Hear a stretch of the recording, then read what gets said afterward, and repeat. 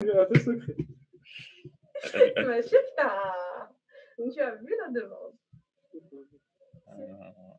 J'étais tellement concentré dans les questions qu'elle a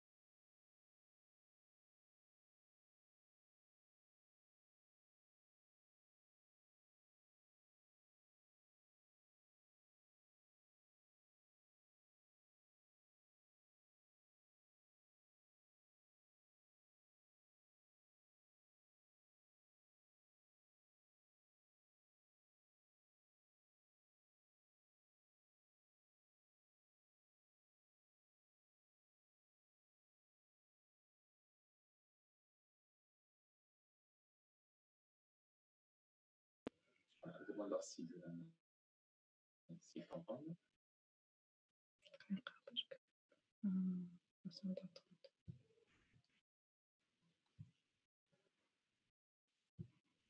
Je suis à côté là, si tu as un problème. D'accord. Oui. D'accord, ok. Est-ce que vous m'entendez? Oui. Très bien, parfait. Oui. Oui, la déléguée, on va se reconnaître. Tacite Sabrina. Ah oui, elle est là. Sabrina. Oui, ok. Allez, bon courage. Merci. Bonjour tout le monde. Bonjour. C'est Dr Hamrouche. Alors, s'il vous plaît, s'il y a un problème, vous le signalez de la déléguée ou elle m'envoie des messages, d'accord? Très bien. Pour les questions, vous pouvez les poser soit en envoyant des messages, soit vous levez la main, d'accord?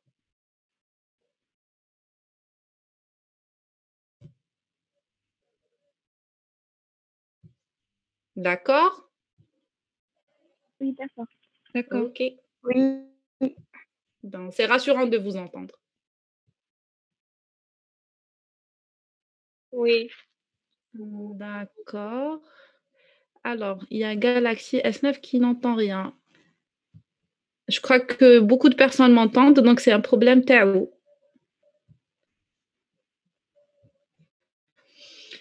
Alors, au fait, d'habitude, on a... ça ne fait pas partie de votre programme, l'hypertension artérielle de l'adulte. C'est un cours, ce n'est pas un TD. Mais comme vous ne l'avez pas eu, et pour mieux comprendre les urgences hypertensives, parce que c'est ça le TD habituel, on va commencer par cette introduction.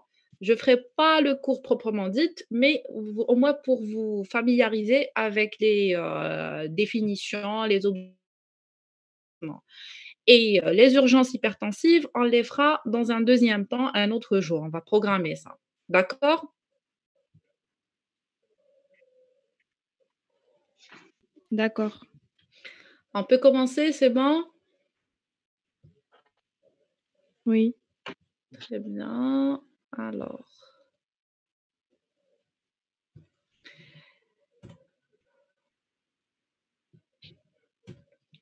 Alors, vous savez tous que l'hypertension artérielle, c'est une maladie très, très, très répandue dans le monde entier. C'est la première maladie chronique. Actuellement, elle touche plus d'1 milliard de personnes dans le monde entier. Et c'est un facteur de risque cardiovasculaire dont le lien a été établi avec les maladies cardiovasculaires et le décès d'origine cardiovasculaire depuis très, très, très longtemps. Donc, ce n'est pas nouveau. Donc, de cette information, vous allez tirer 2 conclusions très importantes. C'est qu'il y a un bénéfice très important quand on baisse la pression artérielle chez le patient hypertendu. Le premier, c'est la réduction du risque d'accident vasculaire cérébral, d'infarctus myocardique, de démence, d'insuffisance cardiaque et surtout, de décès d'origine cardiovasculaire. Aussi, la baisse de l'hypertension artérielle, elle diminue ou retarde surtout la progression vers l'insuffisance rénale chronique terminale, qui est une complication fréquente chez les hypertendus. Donc, vous devez comprendre un truc très important, qui est le dépistage précoce et la prise en charge de l'HTA contribuent à l'allongement de l'espérance de vie.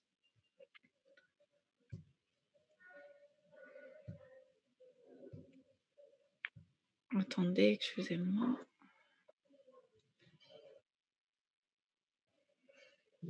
Voilà. Donc, pour la définition, on va adopter celle de l'OMS qui est définie par l'hypertension artérielle chronique. C'est une pression artérielle systolique qui est supérieure ou égale à 140 mm de mercure et ou, j'insiste bien sur ça, et ou une pression artérielle diastolique qui est supérieure ou égale à 90 mm de mercure. Ces chiffres doivent être... Pardon?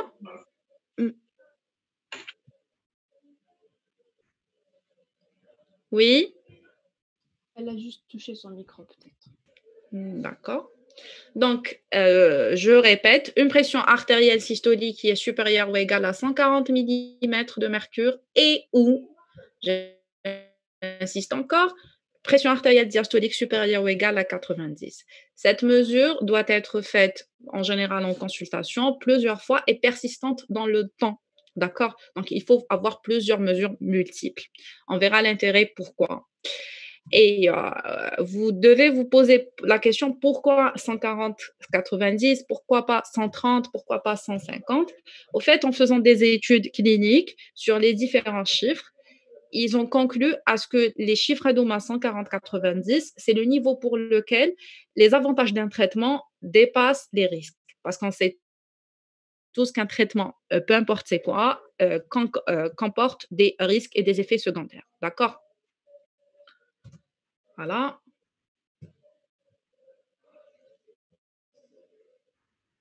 Maintenant, suite à ces mesures répétitives, on sera confronté à plusieurs situations. Vous devez connaître les chiffres, c'est très important. Une pression artérielle optimale, elle doit être inférieure à 120 et 80. D'accord? Donc, la pression artérielle optimale doit être inférieure à 120 et 80 mm de mercure. Une pression artérielle normale se situe entre 120-129 pour la systolique et 80-84 pour la diastolique. Et non, c'est la situation Lewin, les deux doivent être inférieurs à 120-80, c'est l'optimal, les autres, et d'accord. Vous avez une nouvelle entité qui a été introduite récemment, d'abord par les Américains, puis par les Européens, c'est la normale haute, high normal. D'accord, ça c'est une entité à part, elle n'existait pas avant. Et la pression artérielle se situe entre 130-139 et ou 85-89. Ça, c'est pour la nouvelle classe qui est la normale haute. On verra après l'intérêt de cette classe et les impacts thérapeutiques et de suivi de la catégorie des personnes. Maintenant, vous avez les trois classes habituelles, grade 1, grade 2 et grade 3. En dernier, il y a l'hypertension artérielle et systolique isolée, qui est une pression artérielle systolique supérieure à 140.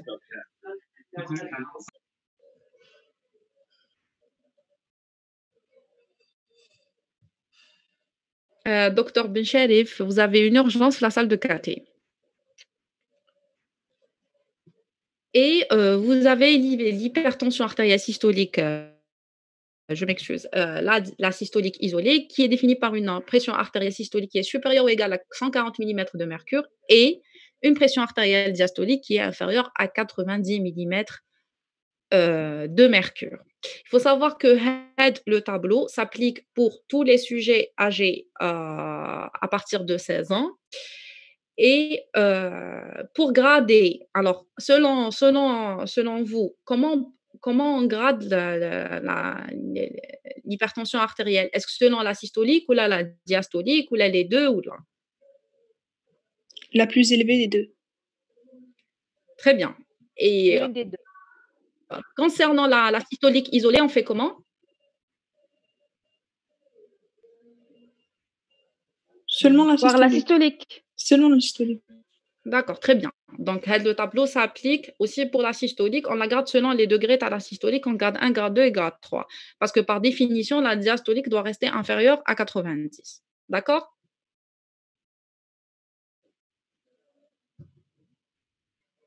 Oui. Très bien. Docteur. Alors,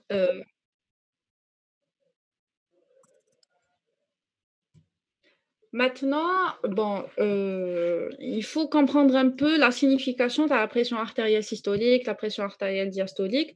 Ça va vous permettre, après, pour comprendre l'épidémiologie et surtout les classes thérapeutiques et leurs différentes indications. Alors, la pression artérielle systolique, elle témoigne de la compliance des artères de gros calibre, c'est-à-dire tout ce qui est carotide, fémorale, etc. D'accord? Il faut savoir que la compliance des artères de gros calibre, elle diminue avec l'âge parce qu'on a une diminution d'élasticité au niveau des parois des artères de gros calibre. Par contre, la pression artérielle diastolique, c'est plutôt en rapport avec les résistances vasculaires périphériques totale. Il y a l'entité de la pression pulsée qui est la différence entre les deux et ça témoigne de l'état vasculaire global.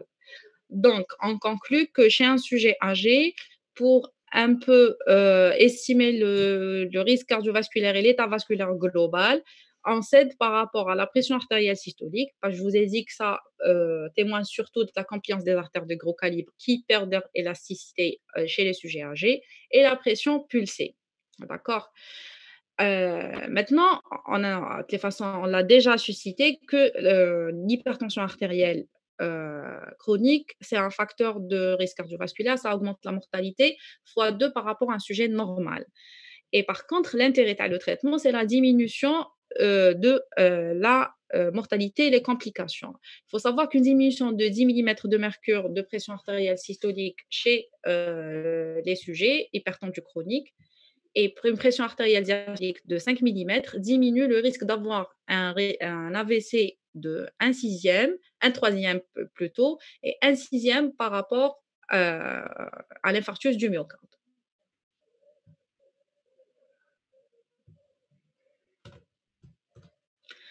Maintenant, pour la physiopathologie, un petit rappel rapide sur les systèmes régulateurs de la pression artérielle. À court terme, si on a une baisse de la volémie d'une manière aiguë ou plutôt une augmentation de la pression artérielle, on a le sympathique qui rentre en jeu. Bon, ça sera stimulé à travers les baroréflexes carotidiens aortiques. Il va intervenir par la sécrétion des bêta-2 adrénergiques et les alpha-2 adrénergiques. À moyen terme, c'est plutôt le système rénine-angiotensine et le BAP. Et à long cours, c'est surtout la natriurése dépression, c'est-à-dire l'excrétion du sodium à travers le rein. Et parfois aussi le système arginine vasopressine. Maintenant, pour le mécanisme physiopathologique proprement dit de l'hypertension artérielle, en ces 90% des cas d'hypertension sont dites essentielles, donc il n'y a pas de cause évidente. 10% des cas, c'est de l'HTA secondaire, c'est la plus sévère et surtout celle à qui on peut trouver une solution, et elle touche surtout les sujets jeunes. Chez les sujets jeunes, je vous ai dit tout à l'heure, c'est plutôt, il y a une augmentation de la contractilité des parois artériolaires, donc c'est la pression artérielle diastolique qui augmente. Par contre, chez les sujets âgés, c'est plutôt la perte de l'élasticité et donc c'est la pression artérielle systolique qui va augmenter. Donc là, je me répète un peu. Maintenant, le mécanisme principal qui a été trouvé, c'est un défaut d'excrétion du sodium. Maintenant, il y a d'autres mécanismes plus ou moins secondaires qui sont un dérèglement les systèmes qu'on a suscités tout à l'heure par rapport à la régulation chronique, c'est-à-dire le système nerveux autonome, le rénine-angiotensine, l'aldostérone. Et parfois même, on a une accumulation tel le calcium au niveau des parois artériolaires. Peut-être vous allez me poser la question, ou etc. Ça, c'est des facteurs d'aggravation, ce n'est pas une cause, d'accord? À savoir la consommation de sel excessive, le stress, la sédentarité et une alimentation mal équilibrée. Demain, ça cause beaucoup, non pas l'hypertension en elle-même.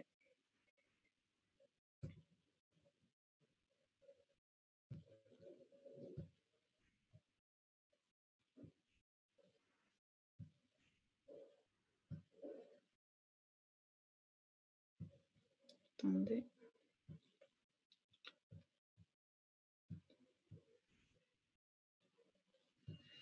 Maintenant, comment faire le diagnostic proprement dit? Comment confirmer que le malade éventuellement est hypertendu? Il faudra faire plusieurs mesures. Ou déjà, on peut confirmer en dehors du cabinet médical par 2 moyens qui sont l'automesure, c'est-à-dire que le malade va prendre sa pression artérielle à la maison, tout seul, faire une courbe tensionnelle 2 à 3 fois par jour, au repos, au calme, on verra les conditions par la suite. Ou on peut aussi faire une mesure ambulatoire de la pression artérielle, qui est la MAPA, c'est-à-dire C'est un appareil, c'est un haltère tensionnel qu'on va placer au niveau du bras du malade et ça va prendre la tension artérielle toute la journée pendant 24 heures. On peut même faire pendant 48 heures, ça dépend, mais le plus souvent c'est 24 heures.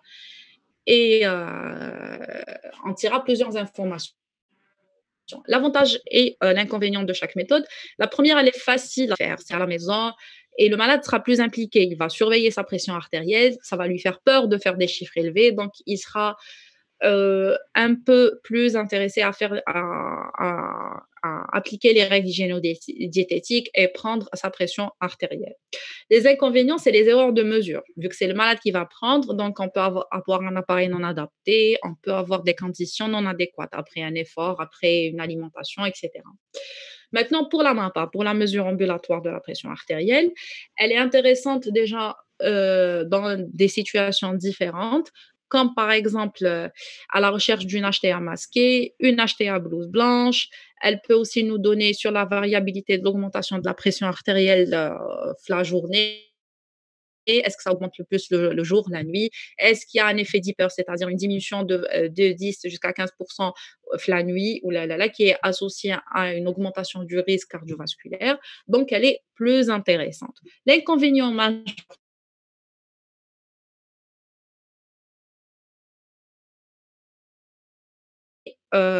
c'est qu'elle est très pression artérielle toute la journée et voire même la nuit. Voilà.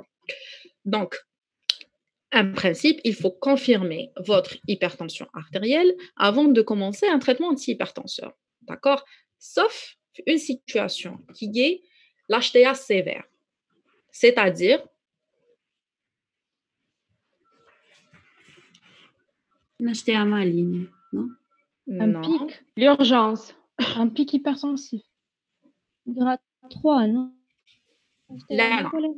Un Alors, pic, c'est pas un pic. Bon, déjà, il faut la prochaine fois, je vais vous interdire de dire هذه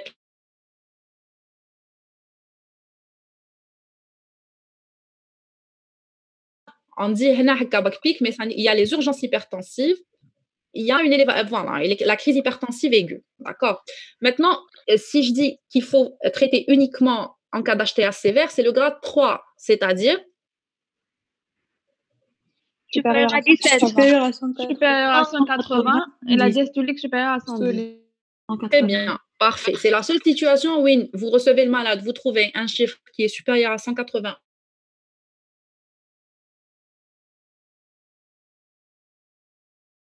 Urgence hypertensive. Qu'est-ce que ça veut dire une urgence hypertensive? Ça sera l'intitulé du TD de la prochaine fois, mais j'aimerais bien savoir, est-ce que vous connaissez déjà la définition ou non? Elle est mal tolérée par le patient. Non, elle a vraiment une définition très, très exacte. Elle touche des organes cibles. Sans retentissement. Pardon? Retentissement. C'est une HTA sévère, oui.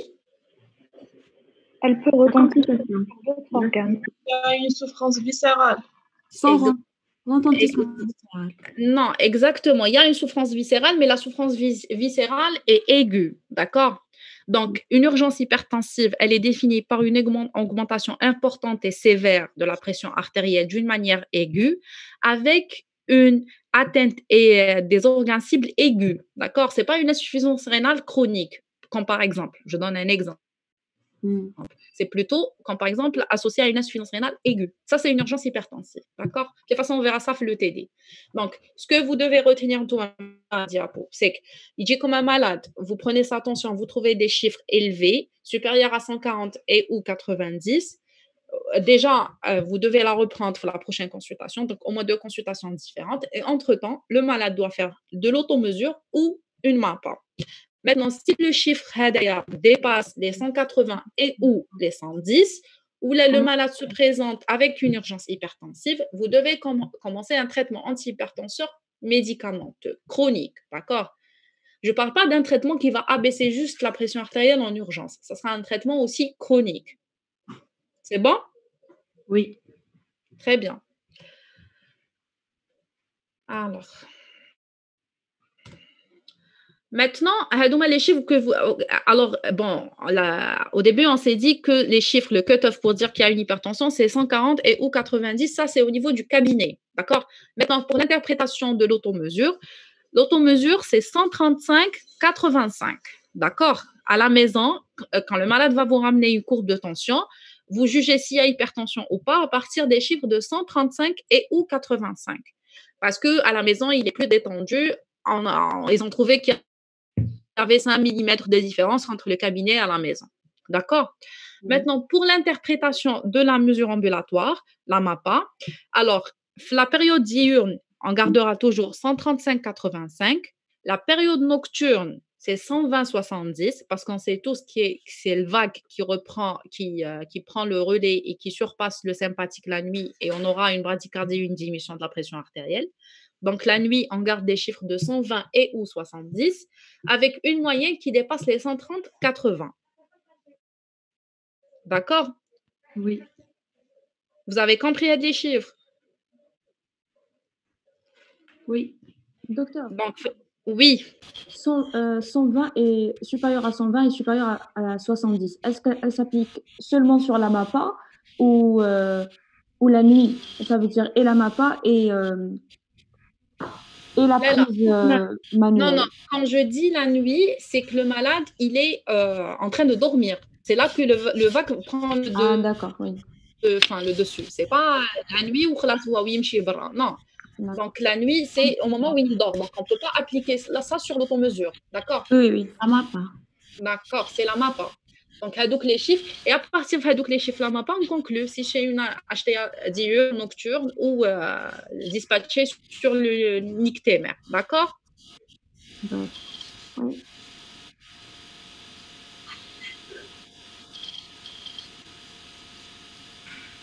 Très bien.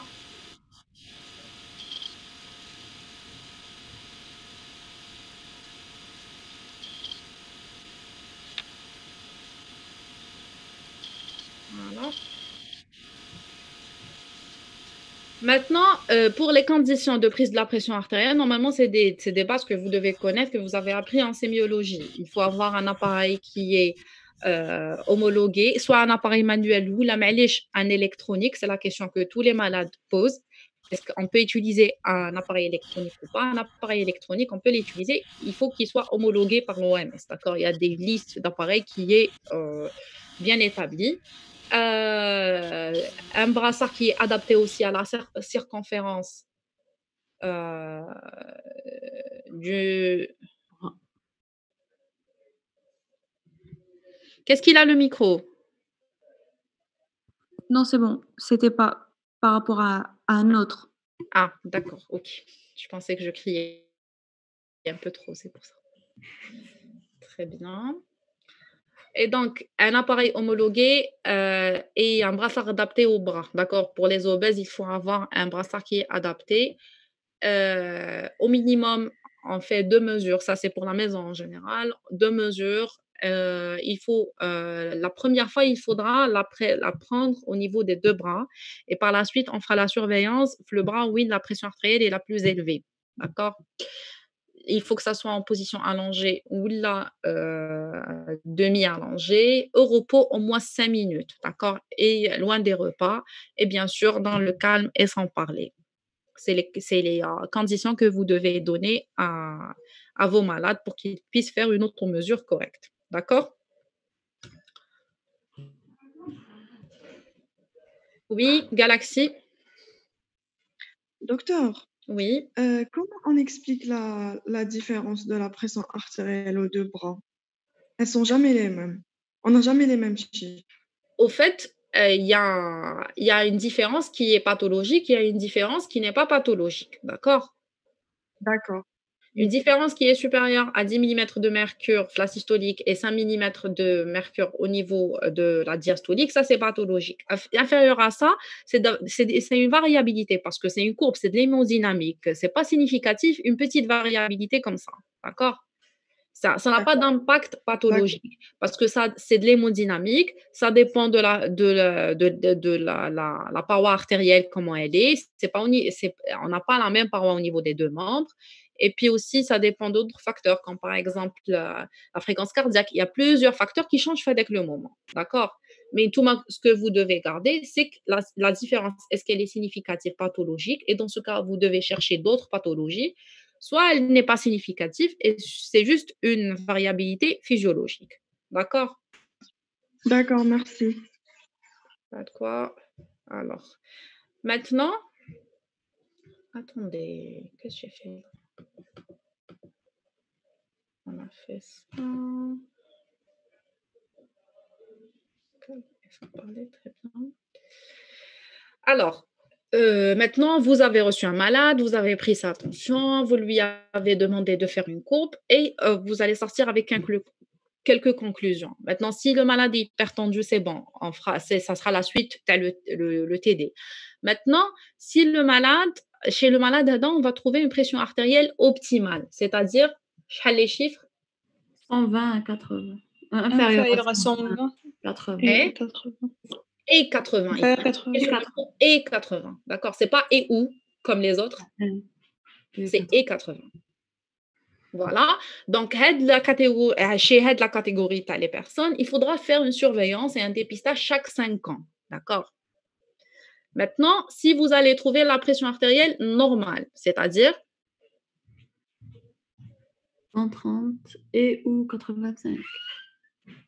c'est inférieur à 130, mais il approche de 130. Inférieur à 130.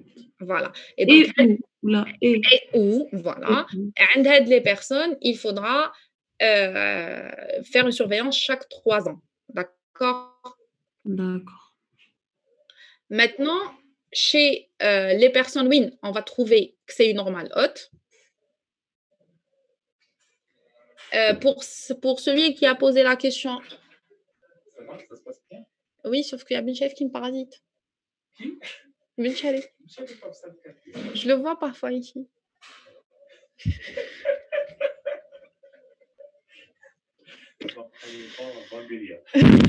Merci.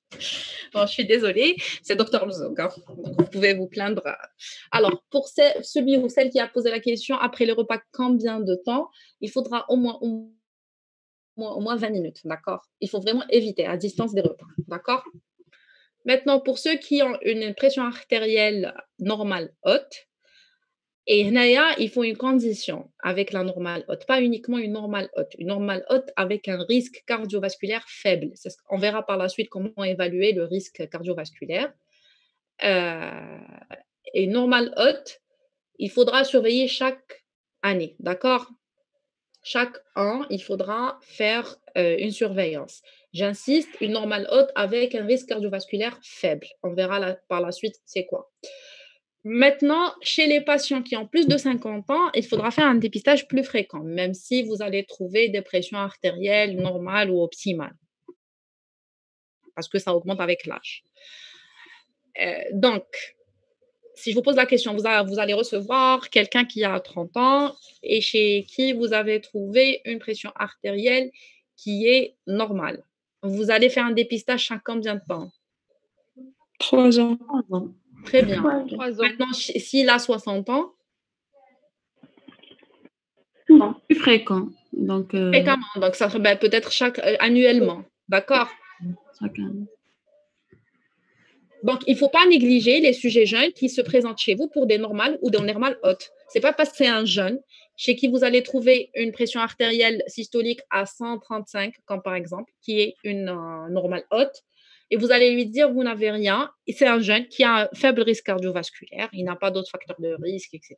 Vous allez lui dire, c'est rien, c'est bon, vous l'oubliez, vous avez 25 ans. Non, c'est une normale haute chez un sujet, certes jeune, qui a un faible risque cardiovasculaire, mais il faudra faire un contrôle chaque année. D'accord? D'accord. Maintenant, pour les sujets déjà qui sont sous traitement, il y a une complication très fréquente qu'il faudra chercher à chaque fois que le malade se présente chez vous pour la consultation. À votre avis, c'est laquelle? Enfin, c'est un truc qu'on peut détecter en mesurant, c'est tout.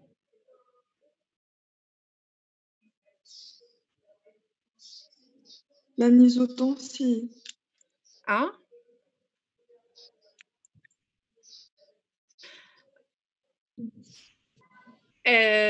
Bon, on doit, c'est vrai qu'on doit vérifier l'efficacité du traitement et pas la résistance. C'est-à-dire, on verra que si le malade est bien sous traitement ou pas. Pour la personne qui a demandé quel sera le motif de consultation, est-ce que c'est des signes en rapport avec l'HTA? Non, la prise de pression artérielle, ça fait partie de tout examen clinique. D'accord? Donc, ça fait partie de l'examen clinique, comme peu importe au contraire, s'il y a des signes, il faudra peut-être pousser les examens un peu plus parce qu'il y a ce qu'on appelle l'HTA masqué. C'est des personnes qui se présentent chez vous pour une HTA grade 1, pas plus, des fois c'est une normale haute. Par contre, elle s'élève beaucoup plus en dehors de la maison et en dehors du cabinet. Et comment vous allez constater ça? C'est de l'HTA masqué, mais chez l'HTA blouse blanche, c'est surtout l'HTA masqué. Et C'est la MAPA. la MAPA, c'est très bien. Et il y a un truc, c'est que ils doivent, on trouve chez les patients, on trouve des complications, une atteinte des organes cibles chroniques. C'est pas normal, le malade se présente pour une HTA grade 1 maximum. On trouve chez lui des complications. Donc, c'est de la HTA masquée, d'accord? Alors, c'est pour ça, il faut prendre la tension artérielle, ça fait partie de l'examen clinique, d'accord? Pour peu importe le motif de consultation.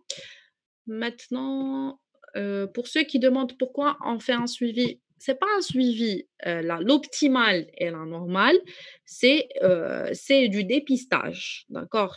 Et les intervalles ont été étudiés en fonction de statistiques, d'accord? Donc, c'est pour ça qu'ils ont décidé que c'est 5 ans, 3 ans pour l'optimal et la normale. C'est pas un suivi, c'est un dépistage. Voilà. Donc, la complication, donc je vous ai dit, on prend l'attention en consultation chez un patient hypertendu pour tout, oui, chez tout le monde. C'est pour ça que je vous ai dit, un jeune qui a un normal haute, il ne faut pas le perdre de vue. Maintenant, pourquoi on prend l'attention? Déjà, pour confirmer l'efficacité du traitement, et il faut chercher une complication très fréquente, surtout chez les sujets âgés, et qui peut paraître bénigne, mais chez un sujet âgé, elle peut causer d'autres complications qui peuvent être parfois même mortelles, qui est l'hypotension orthostatique. D'accord? L'hypotension orthostatique, c'est un effet secondaire très fréquent des traitements antihypertenseurs, surtout chez les sujets âgés. Et on doit la rechercher en consultation. Comment?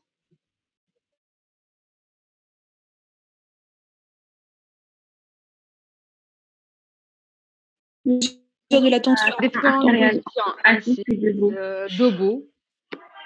Allongé.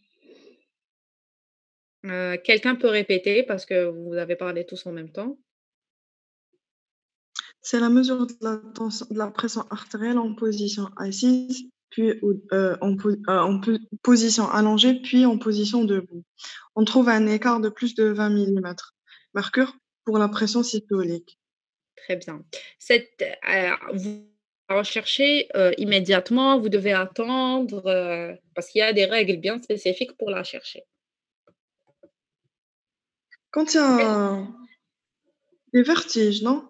Quand Non, je vous ai dit qu'il faut la chercher systématiquement, surtout chez les sujets âgés. Donc, tout malade hypertendu suivi sous traitement, dès qu'il rentre en consultation, vous la prenez allongé, puis debout, à la première minute, à la troisième, et on peut même aller, les recommandations 5 et 10, d'accord? Première, troisième, cinquième et 10e minute.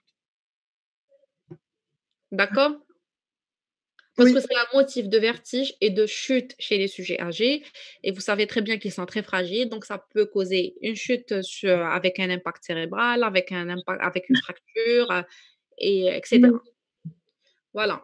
Et est-ce qu'il y a d'autres étiologies, mis à part la prise d'hypotenseur?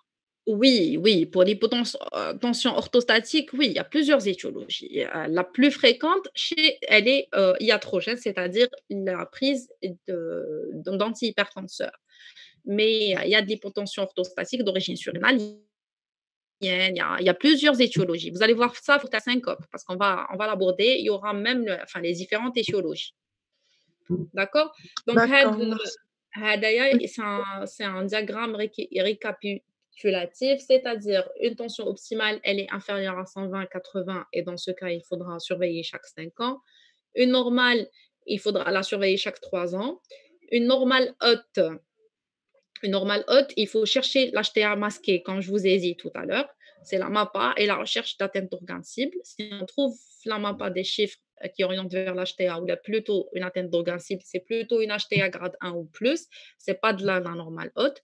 Si c'est juste une normale haute avec un risque cardiovasculaire qui est bas, dans ce cas, on fait une surveillance chaque année. Pour une hypertension qui est supérieure à 140-190 au niveau du cabinet, il faudra faire de l'automesure ou de la MAPA pour faire la suite, le diagnostic et le traitement. Voilà. Maintenant, pour l'évaluation clinique, c'est bon, vous avez à faire, c'est établir le diagnostic. Je vous ai dit tout à l'heure comment le faire. Grader l'HTA. Chercher les complications et les atteintes d'organes cibles et ne pas oublier les risques secondaires de l'hypertension artérielle. Parce que pourquoi chercher l'hypertension artérielle secondaire? Parce que c'est une HTA. À votre avis, pourquoi on doit chercher l'hypertension artérielle secondaire?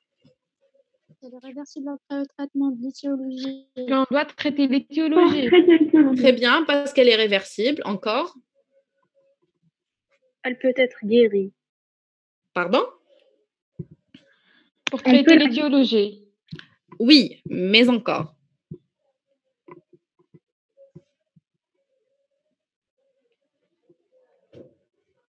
Parce qu'en général, elle est plus sévère et ça donne plus de complications.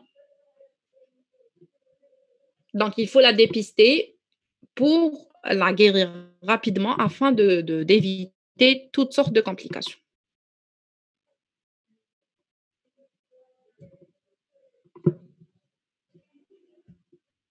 Voilà, donc l'interrogatoire TACOM, vous devez interroger le malade. Est-ce qu'il a déjà eu avant un chiffre élevé de tension artérielle, de pression artérielle?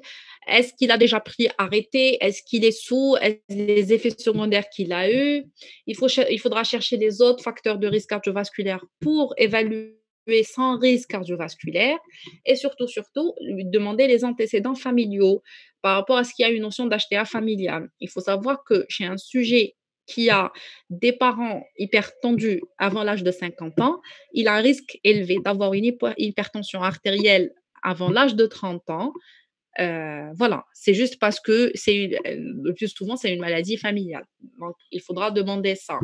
Et bien sûr, les habitudes alimentaires et qui sont des facteurs aggravants. C'est pour à peu près le diagnostic. Maintenant, il faudra, Tanik, rechercher certains antécédents et symptômes qui sont évocateurs d'atteinte d'organes cibles déjà. Alors, dites-moi déjà, par rapport aux organes cibles, est-ce que vous pouvez me les citer? Le rein. Oui. Cérébral. Les reins. Oui. Le cœur. Le cœur. Le cœur. Le cerveau. C'est bon, ça a La été rétine. fait. Rétine. La surrénale. Non. Pourquoi la surrénale?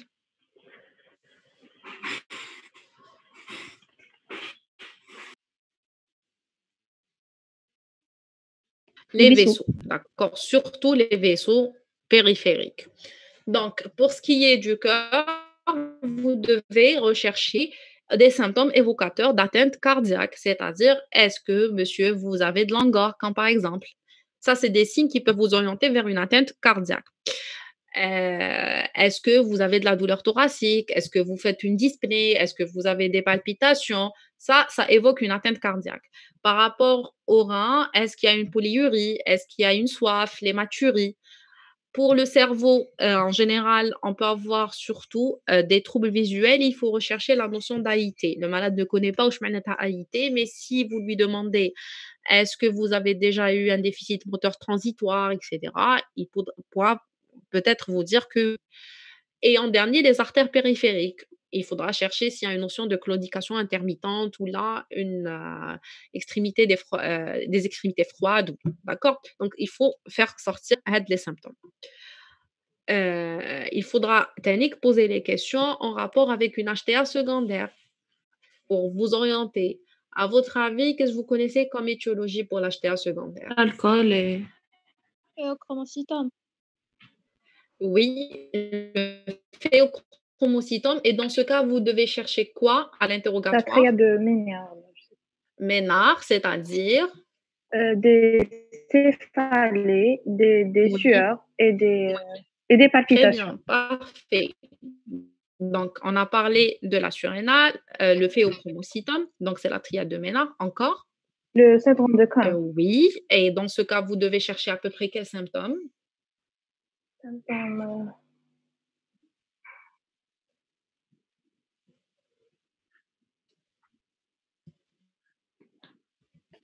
Hypokaliémie. Ça, c'est en biologie. L'hypokaliémie, c'est la biologie.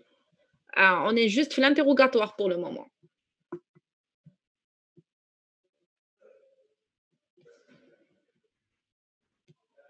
En fait, en général, c'est de la faiblesse musculaire,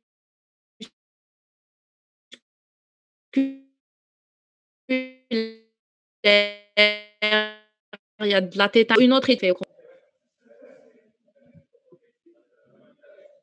sténose de l'artère rénale. Sténose de l'artère rénale. Donc, c'est de l'HTA rénovasculaire. Bon, ça fait partie de l'HTA essentiel. Ça va? Oui, très bien. Il n'y a pas de buzz, ça fait- J'aime beaucoup. Je ne ferai plus jamais mes TD flanfis. Ok. Coarctation du l'aorte.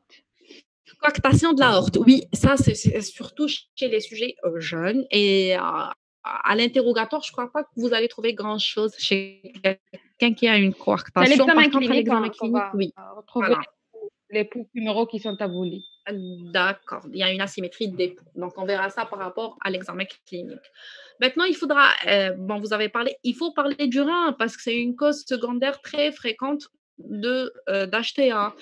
Une atteinte à le rein qui peut être parenchymeuse ou pas, et surtout la notion de polykystose familiale, c'est ce qu'il faudra lui demander. Et surtout, vous avez oublié un truc très important qui est plutôt en rapport avec la prise médicamenteuse, comme par exemple les contraceptifs oraux, les amphétamines, les dérivés de l'ergot de seigle, peuvent donner une HTA. D'accord? Donc, il faudra chercher l'interrogatoire la majorité des signes qui peuvent vous orienter vers ça. Pardon. Maintenant, pour l'examen clinique, kiff, rebelote. On commence par les signes évocateurs d'atteinte des organes cibles. Donc, on examine à la recherche pour l'orientation d'atteinte d'organes cibles, le premier camp, par exemple, le cerveau. Qu'est-ce qu'on doit chercher au niveau de l'examen clinique?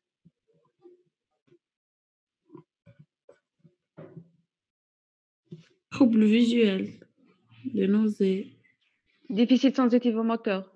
Voilà, plutôt un déficit sensitivo-moteur. Ancien, bon, peut-être des fois on garde des séquelles, ça dépend. Encore, il y a un truc à examiner rapidement et d'une manière efficace. Et ça fait partie de l'examen cardiaque. Au niveau Carotide. Très bien, parfait. Donc, c'est un souffle carotidien. Auscultation d'un souffle. Exactement. C'est l'auscultation de souffle carotidien qu'il faudra faire systématiquement à l'examen cardiaque. Il ne faut jamais oublier ça. D'accord? À chaque fois que vous terminez l'examen clinique cardiaque, il faudra ausculter les carotides. Encore, et ça c'est pour le cerveau. Maintenant, pour le cœur, qu'est-ce que vous devez chercher à l'examen clinique?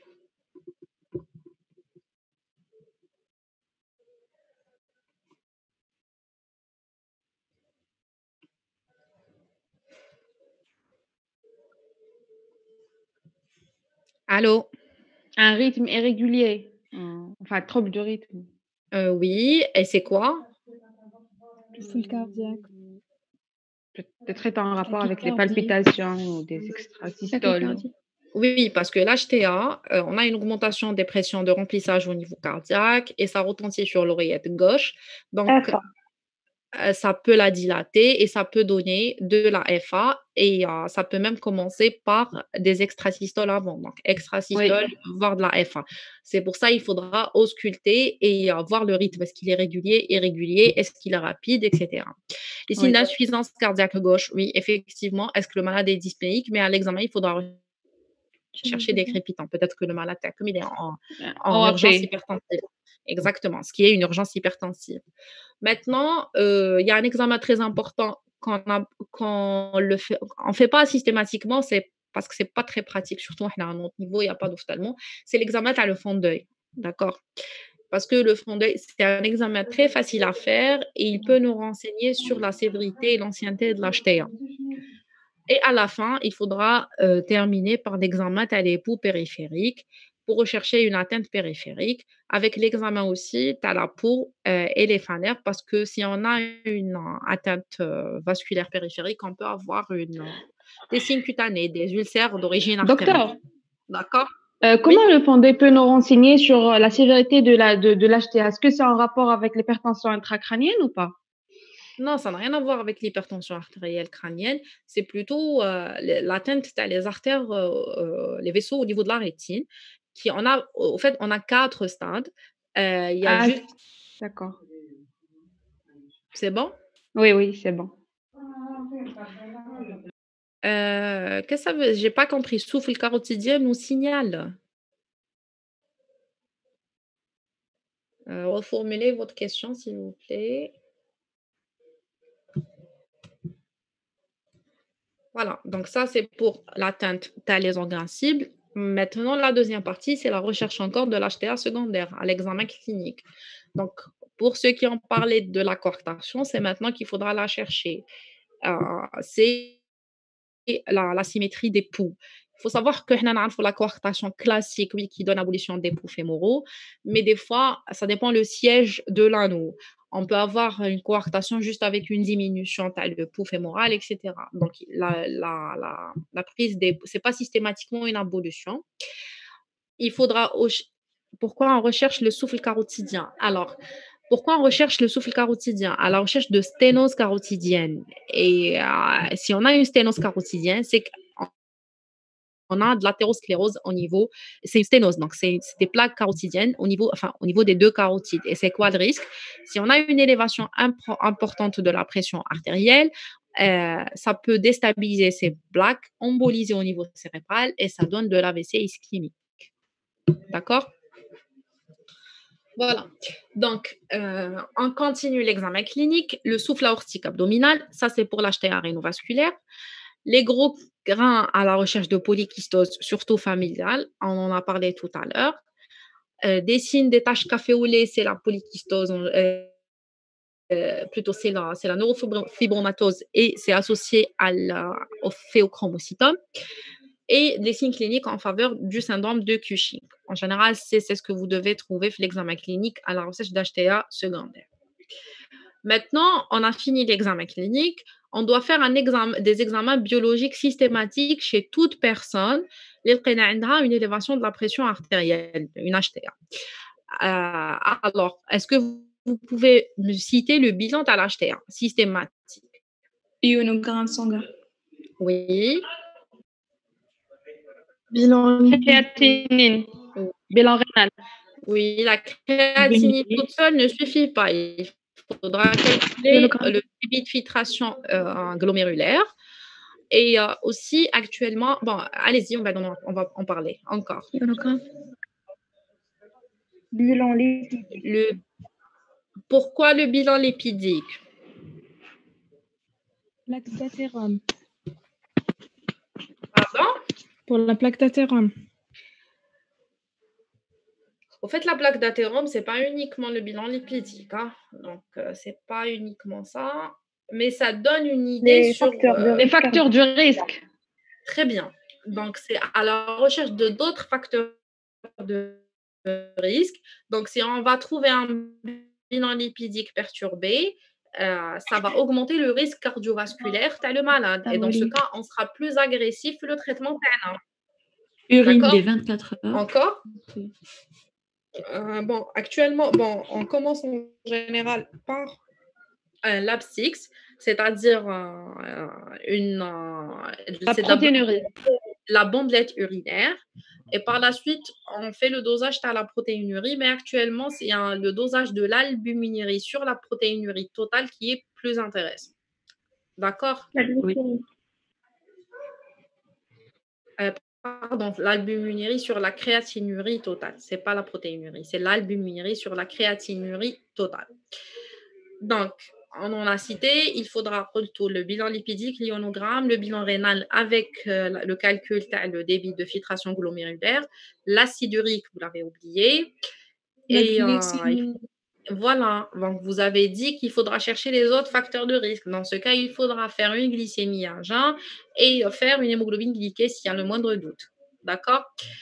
Et sur le plan cardiaque, il faudra faire systématiquement un Un électrocardiogramme. ECG. D'accord. L'échographie, est-ce que c'est systématique de la faire chez un hypertendu? Non. Non. Non. Très bien.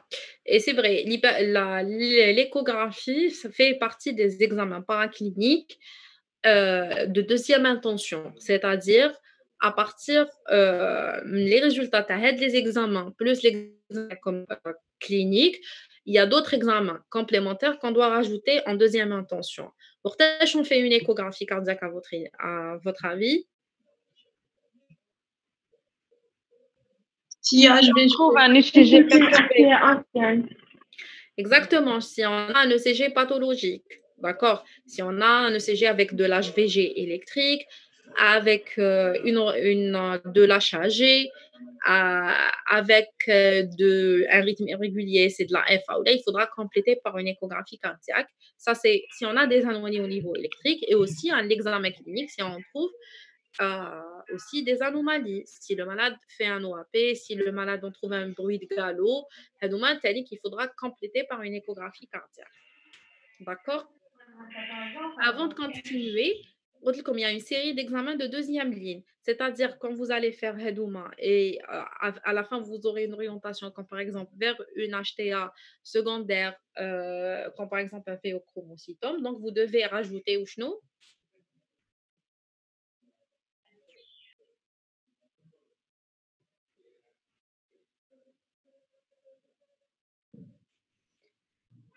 Allô?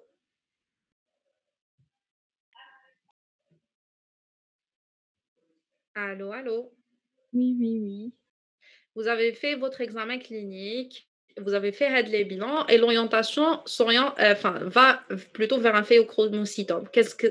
Vous devez rajouter un autre examen clinique pour confirmer. Qu'est-ce que vous devez faire? Dosage des dérivés urinaires des catécholamines. Exactement, des dérivés méthoxylés, une échographie abdominale, etc. Donc, en fonction des résultats, vous devez rajouter d'autres examens complémentaires. Donc, là, je vous ai donné le bilan standard d'hypertension artérielle. C'est tout. D'accord?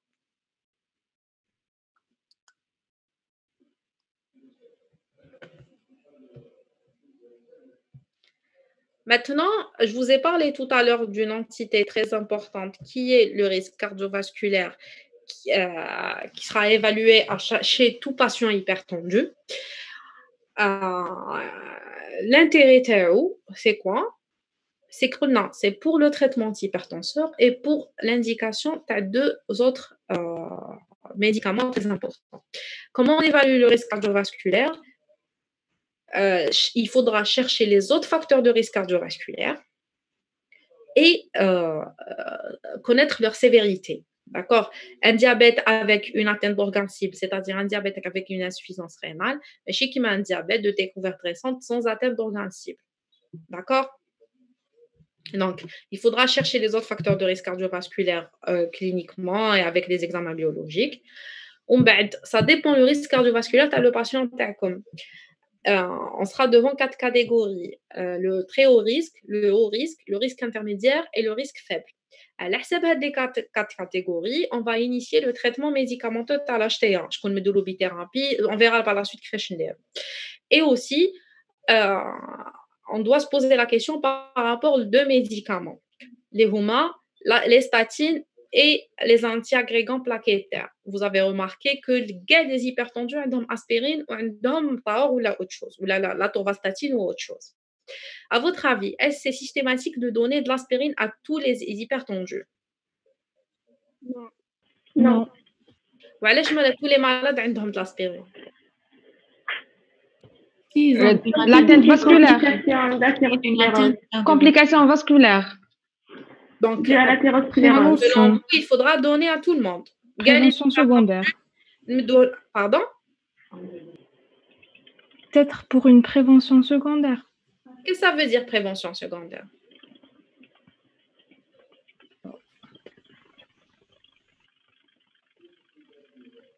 Pour prévenir l'athérosclérose ou... Ça, c'est donc en prévention primaire, pas une prévention secondaire. Prévention secondaire, c'est-à-dire que le malade a déjà fait un problème.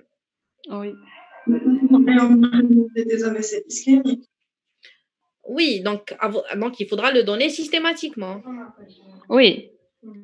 Alors, non, pour ce qui est de l'aspirine, la majorité des maladies sont parce que c'est une pratique ancienne. En fait, avant, ils donnaient de l'aspirine à tous les hypertendus pour la prévention, entre autres les accidents vasculaires cérébraux. Parce que c'est un antiagrégant plaquettaire, c'est bon.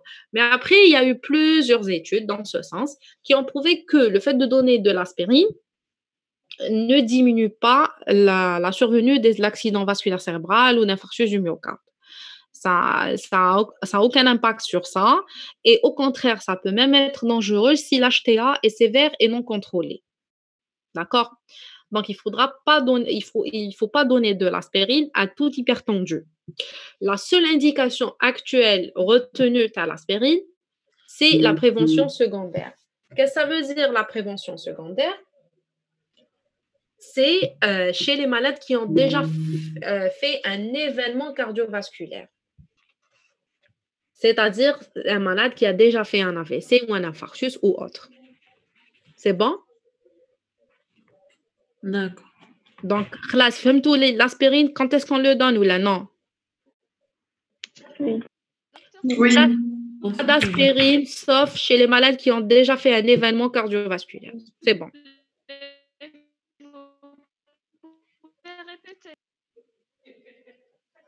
Je vous entends très mal. J'ai cru comprendre que vous voulez que je répète, c'est ça? Vous pouvez écrire un message sinon.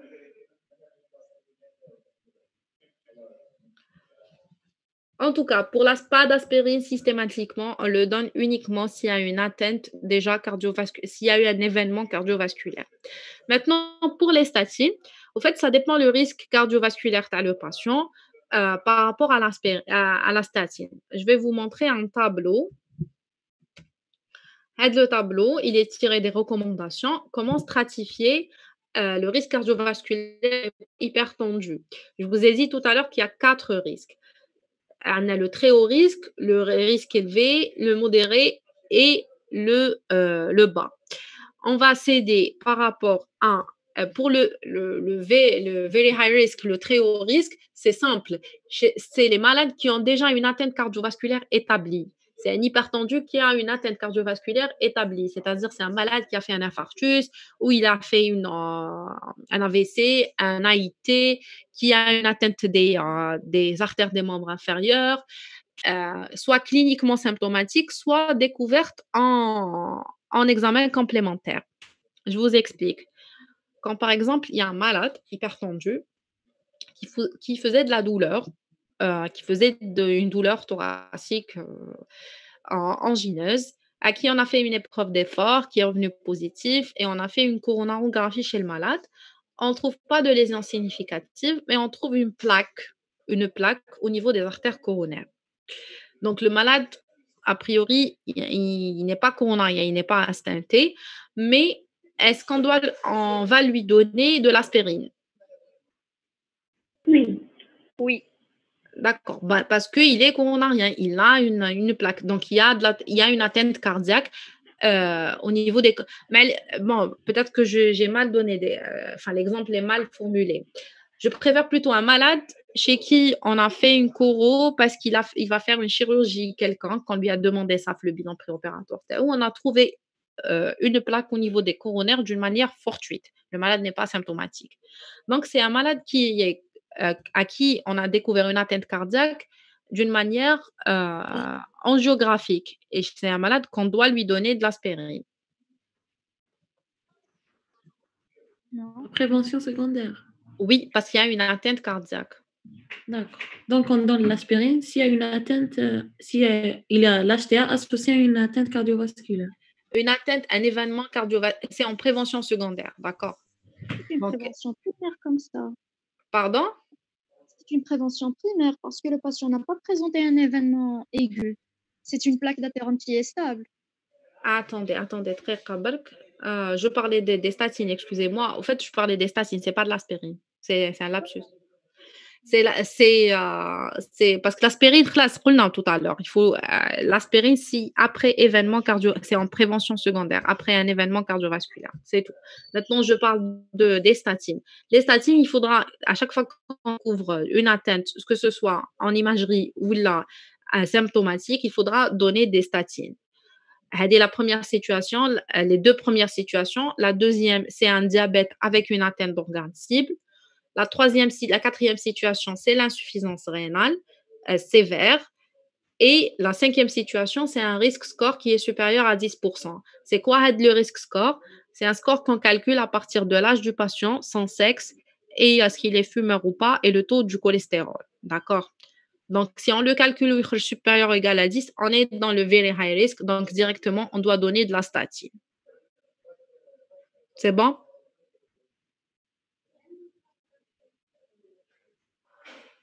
Donc, il y a 4 indications. Voilà, c'est 5 indications. C'est le very high risk, le très haut risque. Maintenant, pour le reste, le risque élevé, intermédiaire et bas, il y a des objectifs. Tu as le LDL, le cholestérol, chaque catégorie. Si on n'arrive pas à les équilibrer, les règles hygiéno-diététiques, on donnera les statines par la suite.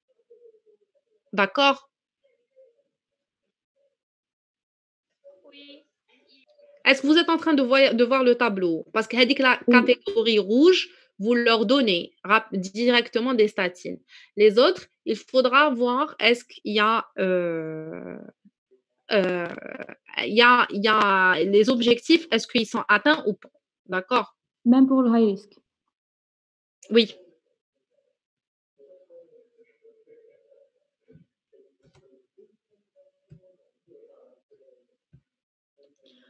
Maintenant, pour les oui.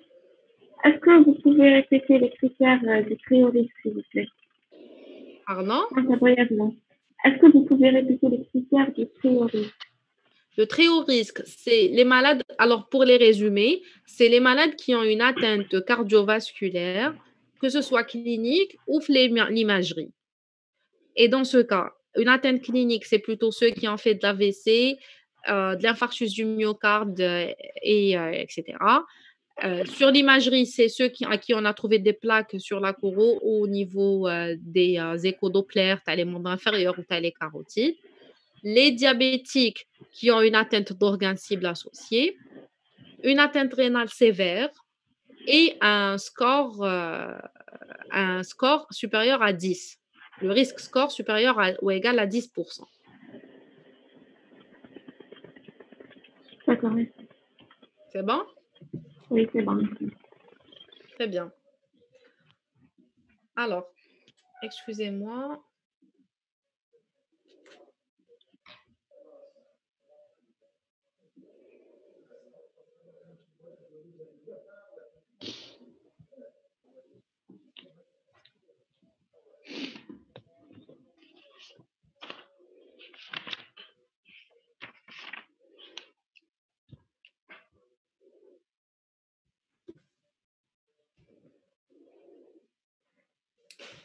Excusez-moi, 2 minutes.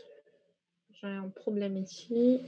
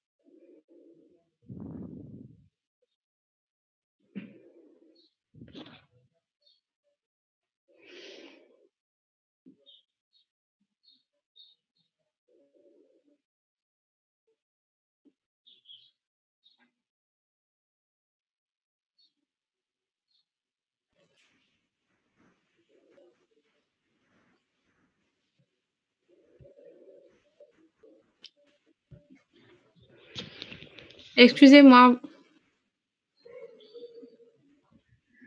vous êtes là? Vous m'entendez? Oui. Oui. D'accord, très bien, parfait. Alors, maintenant pour les seuils. Qu'est-ce qu'il faudra viser comme objectif? Attendez, hein, c'est arrêté ici, oui. Maintenant, pour les seuils, alors, il faudra les règles hygiéno-diététiques sont applicables pour tout le monde, d'accord? Y compris la pression artérielle normale haute, on doit leur donner des règles hygiéno-diététiques aussi, d'accord? Donc, on va les citer par la suite. Un traitement pharmacologique, attendez, excusez-moi.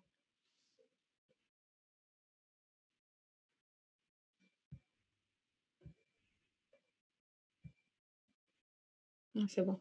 Donc voilà, donc je vous ai dit règles hygiéno-diététiques pour tout le monde.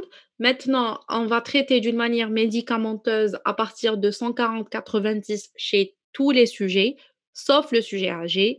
On doit attendre jusqu'à 160-90. Donc un sujet qui est supérieur à 80 ans, entre 140-90 et 160-95, on doit à 90. On doit le mettre sous règle hygiéno-diététique. Si ça dépasse les 160, dans ce cas, on doit lui donner un traitement pharmacologique. À votre avis, pourquoi? Est-ce que le Parce que la bénéfice du traitement peut causer des dommages chez le sujet âgé? Avec l'hypotension et aussi- orthostatique. Bénéfice-risque. Voilà. Et c'est quoi le risque dans L'attention, ce là. cas? Hypotension orthostatique. Exactement, l'hypotension orthostatique avec toutes les complications qu'elle peut engendrer par la suite, chute, etc. D'accord? Donc, pour un sujet supérieur à 80 ans, il faudra patienter jusqu'à 160-90. Règle hygiéno-diététique entre 140 jusqu'à 160. Sinon, à partir de 160, vous commencez un traitement médical. D'accord? On verra par la suite, est-ce que c'est une monothérapie ou bithérapie ou les deux.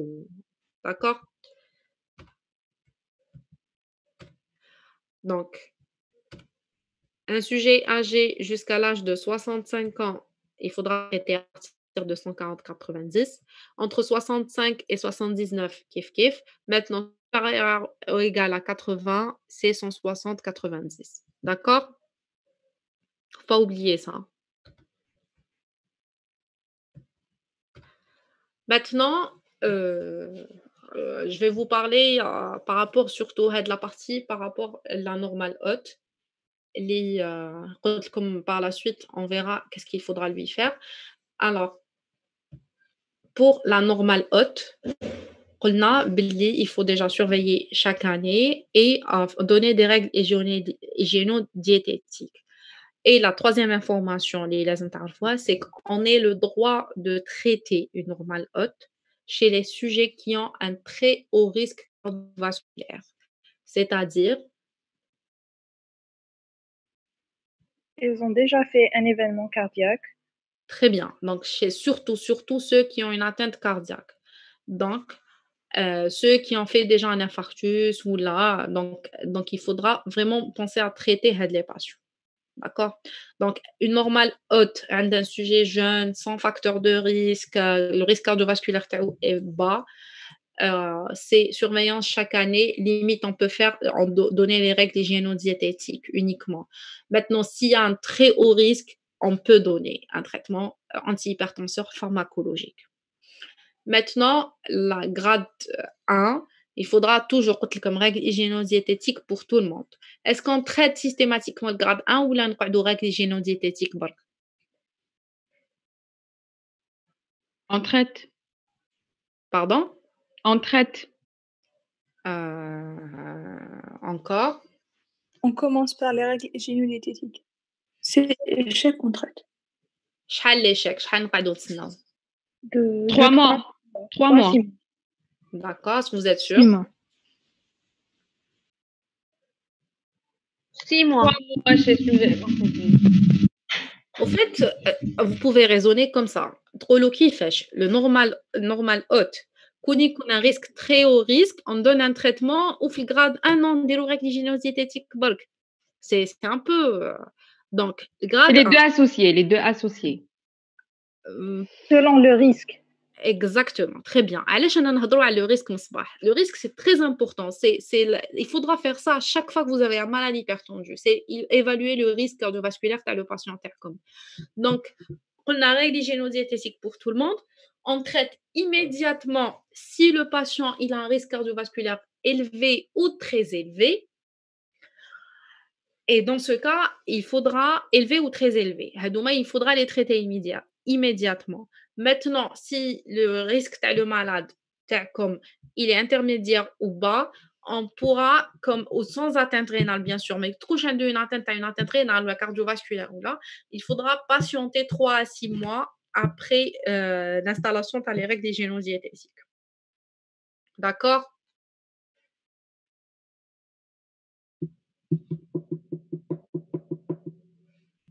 Oui. D'accord. Donc, la normale haute, c'est règles hygiéno-diététique, traitement uniquement s'il y a un très haut risque et surtout cardiovasculaire. Si le grade 1, c'est toujours règles hygiéno-diététique, on commence un traitement si c'est très haut risque ou là, au risque, avec surtout une atteinte cardiaque ou la rénale. Et sinon, le risque bas ou intermédiaire, sans atteinte rénale ou cardiaque, on patiente quand même avec les règles hygiéno-diététiques pendant 3 à 6 mois. Voilà. Pour les deux grades, grade 2 et grade 3, c'est clair et net. Il faudra commencer un traitement immédiatement dans tous les patients avec les règles hygiéno-diététiques. Docteur, Oui, si le patient n'a aucun risque et c'est-à-dire faible. n'a aucun risque cardiovasculaire, voilà, faible. Mais Et le risque est faible. oui, le risque est faible. Et après 3 à 6 mois, le patient n'a pas repris la tension normale. Est-ce que quand même on doit le traiter? Oui. D'accord. C'est ça l'indication. C'est que tu patientes uniquement pour ces patients pendant 3 à 6 mois, ceux qui ont un risque faible. Après 3 à 6 mois, si vous voyez que ça ne marche pas, dans ce cas, vous passez à un traitement médical. D'accord. OK. Alors, D'accord, s'il vous plaît. Si un patient est seulement diabétique et ne présente aucune atteinte d'un organe cible et qu'il y a une HTA grade 1 et qui ne répond pas aux règles hygiéno-diététiques, est-ce qu'on doit traiter? oui, vous avez patienté 3 mois. Oui. Je fais après 3 mois, 3 à 6 mois, s'il y a échec dans les règles hygiéno-diététiques, on traite pour tout le monde, peu importe statut ou cas. Parce qu'on suppose que déjà c'est un risque faible et modéré. Le très haut risque, c'est bon, vous les avez traités. Ceux que vous devez patienter pour 3 à 6 mois, une fois les 3 à 6 mois de Jozo, peu importe, même si c'est un risque vraiment faible, sans rien, et c'est un grade 1, 3 à 6 mois, la tension, elle n'est pas dans les objectifs, il faudra traiter. D'accord, merci. D'accord? Docteur, Oui. pour le grade 2 et le grade 3, on traite immédiatement même si le risque cardiovasculaire il est faible. Oui, on traite immédiatement. D'accord. Avec les règles hygiéno-diététiques, hein? Oui. Très bien. Donc, pour les règles hygiéno-diététiques, normalement, vous les connaissez. C'est la restriction sodique avec au moins 5 grammes par jour. La consommation d'alcool doit être limitée. 2 verres pour les hommes, 1 verre pour les femmes. Un régime alimentaire équilibré et surtout l'exercice physique. Il faut savoir que l'exercice physique permet un équilibre de la pression artérielle très, très, très important. D'accord, je ne vais pas m'attarder sur ça. De toute façon, on finit bientôt, il ne reste pas grand-chose. Maintenant, pour le traitement médicamenteux de l'hypertension artérielle, il y a 5 classes qui existent depuis très, très, très longtemps. Et ils sont utilisés, donc on les connaît assez bien. En fait, si vous avez remarqué, ça agit contre la physiopathe, c'est-à-dire on a une atteinte du système rénine-angiotensine, donc on a introduit les IEC et les ARA2, les inhibiteurs de l'enzyme de conversion et les antagonistes des récepteurs de l'angiotensine 2. On a les bêta-bloquants, on a les inhibiteurs calciques et on a surtout les diurétiques thiazédiques. D'accord? Ça, c'est les 5 classes thérapeutiques que vous devez utiliser pour traiter un hypertendu. Quand est-ce que vous utilisez un et pas l'autre?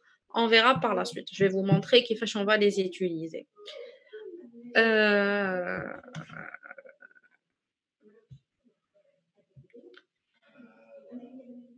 Maintenant, ma question est simple. Est-ce qu'on commence par un seul médicament, par deux, par trois? Quand est-ce qu'on passe à un deux, à votre avis? Monothérapie. C'est la monothérapie, Si échec, on rajoute. Bithérapie. Est-ce que tout le monde est d'accord? Commence avec une bithérapie. Chez tout le monde? Sauf Oui. si c'est grade 1.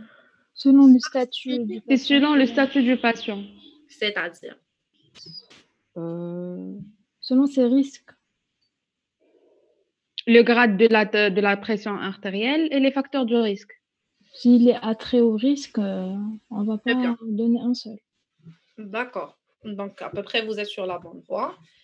Je vais vous montrer le diagramme. Non, ce n'est pas une bithérapie chez tout le monde. Bon. Alors, il faut ayez un principe en tête. N'utilisez jamais un médicament, les d'accord? Donc, avant d'instaurer un médicament chez les patients, il faudra connaître les contre-indications et les effets secondaires. D'accord? Ça, c'est très, très, très, très, très important. Maintenant, pour la thérapeutique, selon les dernières recommandations des sociétés savantes et surtout European Society of Cardiology, il faudra commencer par une bithérapie. D'accord? Pardon. Il faudra commencer par une bithérapie. La monothérapie est indiquée uniquement dans deux situations. La première, c'est le grade 1 avec le low risque, c'est-à-dire c'est un patient qui a une HTA grade 1 avec un risque faible. Normalement, je déroule هذا. Règle hygiénodétique, au début, si échec. on a la monothérapie. Exactement. Donc, هذا اللي عنده HTA grade 1 avec un risque faible, درتو règle hygiénodiététique, vous avez attendu 3 à 6 mois, ça ne marche pas. Donc, vous commencez par une monothérapie et pas une bi. Et la deuxième catégorie, chez les sujets qui sont très, très, très âgés, supérieurs à 80 ans ou fragiles, grabataires, parce qu'on a peur de l'hypotension orthostatique. Donc, on commence par une monothérapie ou même une chauffe. D'accord? Sinon, on commence par une bithérapie qui est un IEC ou un ARA2 avec Inhibiteur calcique. Docteur, si ou vous un diurétique. le deuxième cas de la monothérapie. Non? âgé. Les sujets âgés et fragiles qui ont plus de 80 ans. Et on a peur de l'hypotension orthostatique. Merci, docteur. À quoi? Donc, voilà. Donc, on commence par un IEC ou un ARA2 avec un inhibiteur calcique ou un diurétique. Vous avez le choix. D'accord? Et privilégiez les associations fixes, c'est-à-dire que ceux qui existent un seul comprimé. Ça se vend, ça existe. Donc, association, bithérapie, IEC ou ARA2 plus inhibiteur classique ou diurétique. Bon, vous allez augmenter, c'est que vous augmentez la dose, les deux médicaments progressivement que vous avez instaurés. Maintenant, vous avez atteint la dose max. Vous ne pouvez pas augmenter plus. Le malade n'est pas toujours dans la cible. Dans ce cas, on va rajouter le troisième qui manque, c'est-à-dire il a tout IEC ARA2 plus inhibiteur calcique, zédo-diurétique. Il a tout IEC ARA2 plus diurétique, zédo l'inhibiteur calcique. Et vous aurez une trithérapie. Docteur, Oui. on peut utiliser deux médicaments qui agissent sur le même mécanisme. IEC ARA2. Non, ou IEC ou ARA2. Ah, d'accord. Oui, parce que ça augmente le risque. C'est synergétique. Pardon? De potentialiser les effets. Et oui, ça a des effets secondaires, surtout sur la fonction rénale.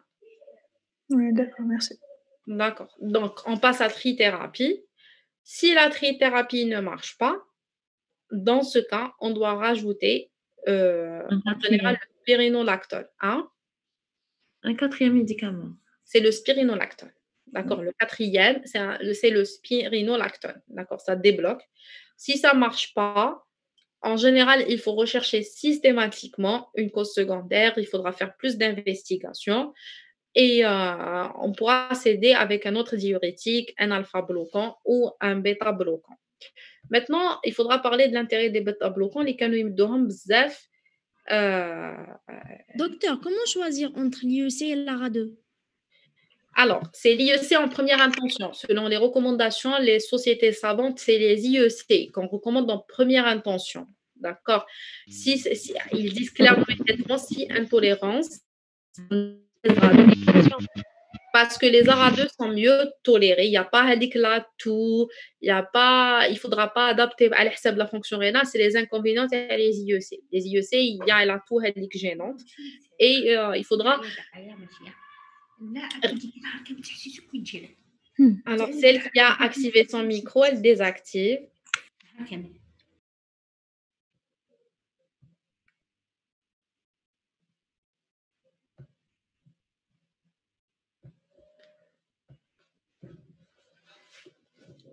Alors, donc entre IEC et ARA2, c'est IEC en première intention parce que les trois classes thérapeutiques, IEC, diurétique thiazidique et inhibiteur calcique, c'est les trois classes qui ont prouvé la diminution de la morbimortalité quand on les prend, d'accord? Donc, c'est pour ça on les a instaurés en première intention. IEC en première intention, si intolérance ou effet secondaire, on passe à l'ARA2, d'accord? Et vous allez trouver la majorité des patients sous ARA2 à cause de ça, d'accord? Docteur, Maintenant, oui. à partir de quel moment on peut dire que la bithérapie, par exemple, a échoué pour passer à la trithérapie? On Donc, attend combien de temps? après l'instauration d'un traitement. Oui. Donc, on verra. Il y a la dernière planche, elle va parler des objectifs et qui fait je suis patiente pour. D'accord? Donc là, on est. La question que je dois vous poser, c'est par rapport au bêta-bloquant. Alors, par rapport à la trithérapie. La trithérapie, vous rajoutez le médicament que vous n'avez pas instauré au début. Comme ICR2, لازم تحطوا واحد منهم au début. Il faut donner un IEC ou un ARA2. Le premier, parce qu'il y a une cardioprotection, néphroprotection et la protection cérébrale tanique contre l'AVC. Donc, لازم IEC ARA2, واحد منهم. ومن بعد, au début, vous rajoutez معاهم un inhibiteur calcique ou un diurétique. Si ça ne marche pas, dites-vous celui que vous n'avez pas ajouté. كنتوا حطيتوا IEC ARA2, c'est clair. Et là, كنتوا حطيتوا un inhibiteur calcique, vous rajoutez le diurétique. Et là, كنتوا حطيتوا un diurétique, vous rajoutez l'inhibiteur calcique. C'est bon? Oui. Parfait. Maintenant, pour les bêta-bloquants, vous allez trouver les anciens malades, surtout les femmes qui ont sous bêta-bloquants. Or, non, bêta-bloquant ne fait pas partie des traitements d'hypertension artérielle en première intention. Et comme je fais la troisième étape, هضرنا على البêta-bloquant. Alors, l'indication de bêta-bloquant, c'est qu'il faut vraiment le laisser en dernier, qu'il ait la résistance. Mais par contre, on peut le rajouter à chaque fois qu'il y a une indication spéciale. C'est-à-dire, c'est un malade qui fait de la FA ou l'effet de Langor ou un post-infarctus, on peut l'introduire, il n'y a pas de souci. Peu importe le stade. Et comme je vous ai dit, il faudra privilégier à chaque fois les associations fixes parce que le malade aura du mal à prendre plusieurs comprimés. Donc, la bithérapie, en général, c'est un seul comprimé. Trithérapie, bon, peut-être qu'on aura 2 comprimés, mais il faudra privilégier les associations à chaque fois que c'est possible. D'accord? Maintenant, pour les cibles ou les objectifs, et c'est le dernier truc. Alors, pour le premier objectif, le premier objectif, c'est une pression artérielle qui est inférieure à 140-90 chez tous les patients. D'accord? Il faut abaisser 140-90 et on cible le plus le 130-80. Chez les patients de moins de 65 ans, on peut se permettre une pression artérielle entre 120 et 129. Et par contre, les sujets qui sont plus de 65 ans, mais on reste entre 130 et 139. L'essentiel, que ça reste entre 140 et 90. C'est ça le but. Pour la diastolique, un seul objectif pour tout le monde, c'est 80 mm de mercure. D'accord? Allô? Oui, Oui, on vous suit. D'accord, très bien, parce que là, il me signale une erreur, c'est pour ça. Donc voilà, femme-toi pour l'objectif. C'est qu'il faut abaisser 140-90, d'accord? Voire même 130-80. Mais un des sujets jeunes, vous pouvez aller jusqu'à 120. Les sujets âgés, تحبسوا dans les 130, 139. L'essentiel, 140. Pour la diastolique, c'est 80 pour tout le monde. Chahal, vous devez patienter. C'est, en général, on fait une évaluation au bout d'un mois. D'accord? Sauf si le malade fait entre-temps des crises hypertensives aiguës ou des urgences.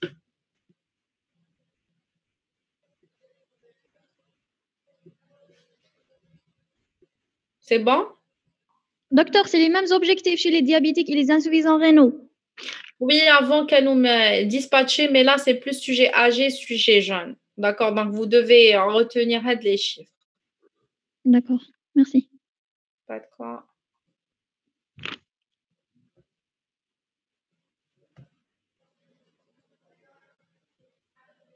Alors, on a fini, c'est la dernière diapo. Si.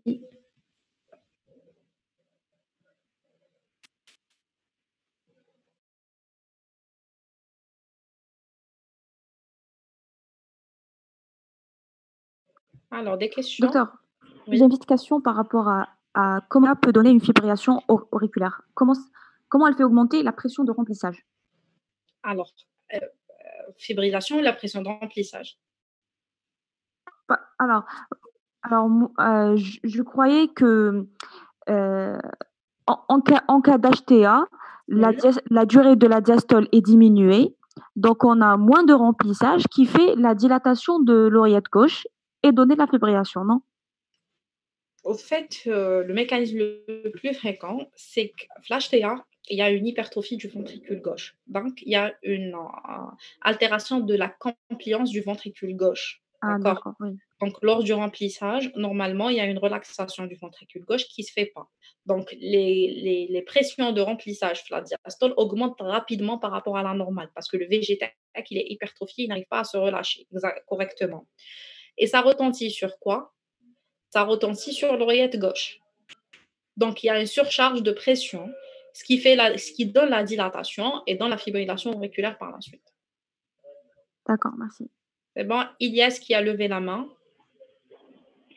Docteur, s'il vous plaît. Oui. Si un patient se présente avec une crise hypertensive de grade 3, comment on va réagir? Ça, c'est Sachant que...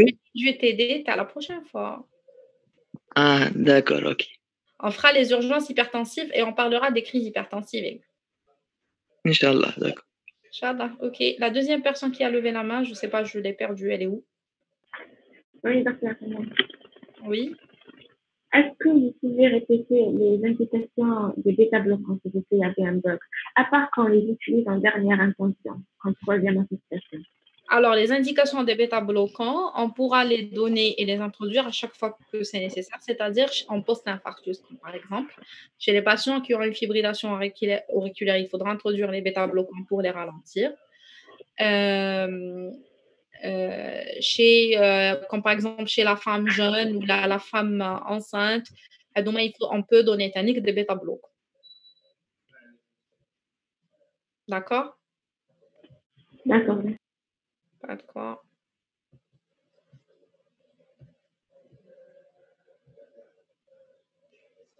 C'est bon? Docteur, Oui. vous avez dit qu'on trouve la plupart des patients sous ARA 2. Oui. Pourquoi on ne les donne pas directement avant de passer par l'IEC? Parce que l'IEC est meilleur. Mais pourquoi on les trouve sous ARA 2? Parce qu'ils ont moins d'effets secondaires, ils sont mieux tolérés. En fait, c'est les primés en général, c'est les libéraux qui donnent plus les ARA 2 parce que ça les arrange plus. Les malades ne vont pas se plaindre, j'ai eu tout par rapport à la fonction rénale qu'il faudra surveiller à chaque fois, etc. L'adaptation de dose. Parce que vous savez, les malades n'aiment pas trop la dose, les comprimés, etc. Oui, Donc, si vous les mettez sous ARA 2, C'est simple. En général, on n'adapte pas de dose par rapport à la fonction rénale et il y a moins d'effets secondaires. Donc voilà, c'est pour ça ils sont souvent sous ZARA2. Mais question mortalité, néphroprotection et cardioprotection, c'est l'IEC qui fait mieux. Au fait, c'est l'IEC qui a été testé. D'accord. Et en fait, ce qu'ils ont fait, ils ont comparé. L'IEC a été testé sur la protection, sur la diminution de la morbimortalité, la réduction des AVC, etc. En fait, ce qu'ils ont fait, c'est qu'ils ont comparé l'ARA2 par rapport à l'IEC. Ils ont conclu que l'ARA2 ne fait pas, il n'est pas inférieur à l'IEC. D'accord. Mais ça ne veut pas dire qu'il est aussi efficace. C'est bon? Oui, merci. Pas de quoi. Bon, je dois terminer là parce qu'on m'appelle. Pour celui ou celle qui a posé la question par rapport aux antihypertenseurs chez la femme enceinte, on donne les antihypertenseurs centraux ou là, les inhibiteurs calciques type nicardipine. D'accord?